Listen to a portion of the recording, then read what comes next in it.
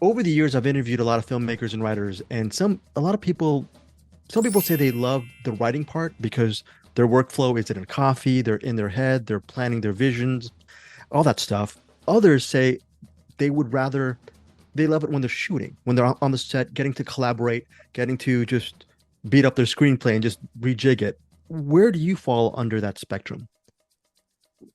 Great question. I love being on set. I love solving the problems and fixing the puzzle pieces and collaborating. I mean, film and TV, making movies, it's such a collaborative art. And I love the communal sense, but only when I'm the boss. Well, when you are the boss and you have so many different collaborators, what's the key in actually a successful collaboration where people have so many different opinions, you have a lot of options creatively thrown your way, which I think can only be a great thing. But since you are the boss, what's the key to making that collaboration just fruitful for every department within the production? Yeah, so I think it's important to be very clear on your vision, but I also think it's important to let your department heads thrive. It's not I've been on a lot of sets where it's like a dictatorship, and I don't thrive, and I don't think any creative thrives when being yelled at or judged. I really try to empower my department heads to, like, there's no wrong answers, to think outside the box, to challenge what my thoughts are. Um, maybe I don't maybe I'm not thinking or the way I'm thinking of something. If you bring that to the table, let's discuss it. I just think a lot of times, uh, I just think it's important to empower people to. I think that you create best that people create best that way. I remember, Nicole, when I was 13 or 14, I saw Prizzi's Honor, and I really loved that film. And I was, even as a kid, I was thinking, how does this director, how is he able to blend all those styles with such a serious subject matter? Years later, now I'm in my 50s, The Kill Room, serious subject matter. There, people are getting killed. Yep. Art world it's a satire, but it's Hmm. also a relationship drama. It's friendship drama as well, and there's also a thriller element because there's a lot of manipulations going. What was the key to just crafting the right tone for this film? I would say editing. Well, it's such a process, right? Like, I would say the development of the script. Tonally, I wanted the script to have a little bit of levity to it in its send up of the art world, but I didn't want to dismiss or disguise what the guys were doing, and specifically what Reggie was doing. But I also wanted, it was important for me, like, as the director, it's certainly going to have a female gaze because I'm the creator of the film, but it was important to hold off a lot of the talk and thought that this was a straight up thriller. There was a push to make it a straight up thriller, and I was like, that's not the movie. That was never the movie that I was making. There was always some levity to it, and I think tonally how you balance that is when you're on set, you get varied performances, and my actors were, I mean, my goodness, they were masters. And so I asked for what I needed, and they gave me that and more. And then when you get to the editing room, it's really about trying it out and having the time to do that.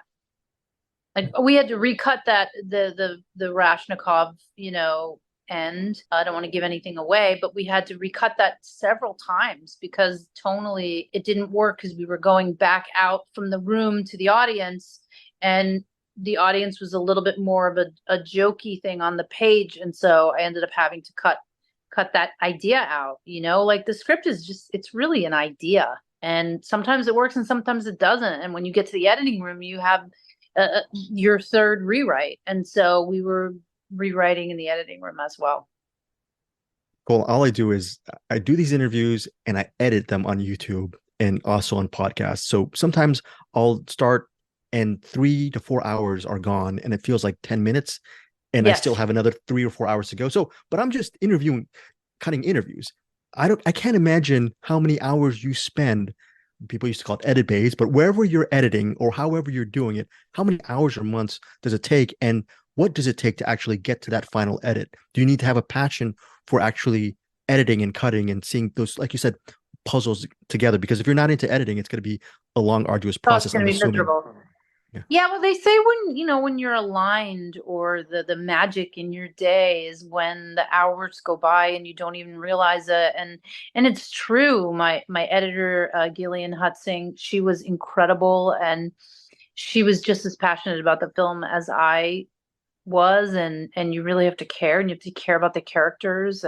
And so many days it would be 7, 8, 9, 10 o'clock, and she would go to me like, we're way over, like, and it, the day just seemed to be a blur because you're so in it and you care about every moment. And you just have to have the time to do it. It takes weeks and weeks and months. I'm butchering the line, I'm paraphrasing, but when you got to that cut, when someone in the narrative says, "You look great in that color," I think something like that. What was it like seeing it on that editing it? Because that was just a scene that I think is one of my favorite lines from the entire year. I was just completely laughing. I love the dry wit in your narrative. Thank you. It's so funny because no one ever in any screening laughed at that line, and I think that line is so funny because it's just the way, Uma didn't push it, and I just kept trying to hone in and just say, like, this isn't we're not making a comedy, like, because my background is mostly in straight up comedy. And I just, a lot of times in the beginning with the discussion with the actors, like, I'm sure they looked me up, and they were like, what's the tone here? Because it's not my traditional tone. I came from sketch comedy. And so I felt relief with this type of tone, and it's the jump that I want to make and wanted to make. And so that line, no one laughed at it. So by the fact that you recognized it and liked it, thank you. I love that. It's so you just hit the mark. No, look, well, my final question is, I was looking at your Instagram, and how awesome was it that day when you were at the Criterion offices? I haven't seen the video if it hasn't been uploaded yet. What are the Blu-rays or DVDs that you picked from the library? I don't know if the video is up yet, but and vis-a-vis, are those your favorite movies? Yes. The ones that you So I picked, and didn't why? yeah, I didn't do a video. It was just the photo. I'm aiming for the video, but I didn't have time. Um, but they put me up on the wall, which is such an incredible honor. I picked the Fellini box set, Cassavetes. It was so funny because he was like, "No, more, take more. Just fill up the whole bag." And I was like, "Really? Okay." I got Hedwig, Thelma and Louise, oh my God, I'm totally forgetting now. Hedwig, Thelma and Louise, Fellini, So the Cassavetes stuff, the box. So that's pretty cool. Cassavetes, yes.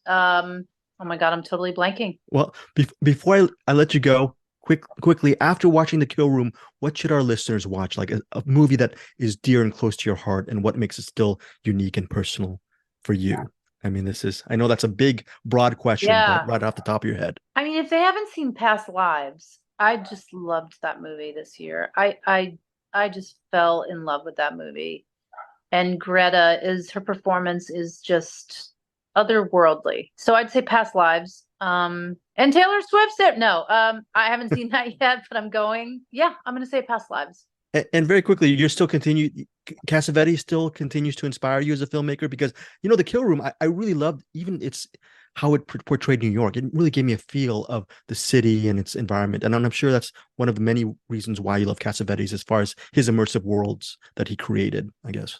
Yeah, I mean, he was right, like he was like one of the first indie filmmakers, really. And I love the tone of his films, and I certainly try to, I won't say emulate, because I often think sometimes we are grabbing so much from other people's work. I really want to try to have my own sort of stamp on things. And so I love the way he is uniquely himself. And I think that's really, as a filmmaker, that's what I'm trying to achieve. Well, thank you so much for your time. Really appreciate it. You're so welcome. It was great talking to you, Greg.